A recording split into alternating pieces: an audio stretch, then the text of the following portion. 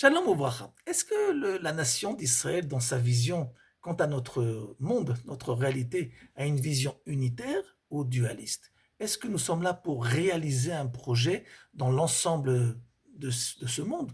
Ou au contraire, nous sommes là pour essayer pour résister et tenir le coup dans un monde qui n'est pas tout le temps adéquat à notre identité? Voilà que la paracha de Vayetse, Yaakov est obligé de fuir son frère Esav qui est là pour le tuer. Et lorsqu'il va sortir d'Eretz Israël vers l'étranger, il va recevoir ce fameux rêve connu par tout le monde, l'échelle de Yaakov, où les anges vont monter et descendre sur cette échelle, et nos sages nous enseignent que ces anges sont tout simplement un changement de garde, un relève de la garde entre les anges d'Eretz Israël et les anges de Chutzaret. Ce n'est pas les mêmes anges, ce n'est pas le même accompagnement, ce n'est pas la même identité. Et 20 ans plus tard, lorsque Yaakov va revenir une fois marié avec ses enfants et ses biens, voilà que encore une fois nous allons être témoins de ce changement de garde, mais à cette fois-ci de façon inverse. C'est que les anges de Chutz vont le quitter et Yaakov va être accompagné à partir de maintenant des anges d'Eretz Israël. Et cet endroit, cette relève de la garde, s'appelle dans le texte Machanaïm.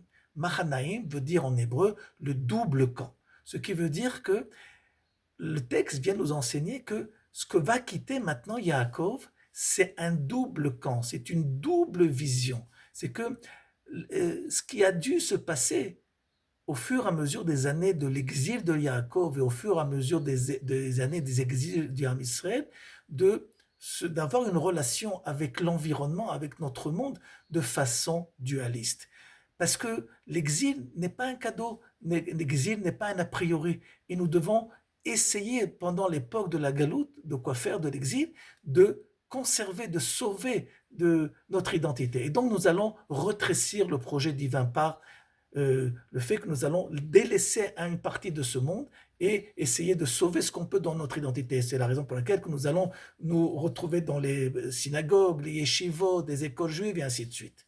Mais lorsque nous revenons en Eretz Israël, il est temps de faire un switch, de faire un changement. Nous n'avons plus affaire à un double camp, à une vision dualiste des choses, mais à une vision unitaire. Les mêmes anges s'occupent aussi bien du Beth Knesset que de la rue, que de l'économie, de l'armée. Pourquoi? Parce que tout ça fait partie de l'environnement que l'âme Israël, par sa mission, a le devoir de réparer et de réparer son identité, de s'accomplir pleinement. Shabbat Shalom.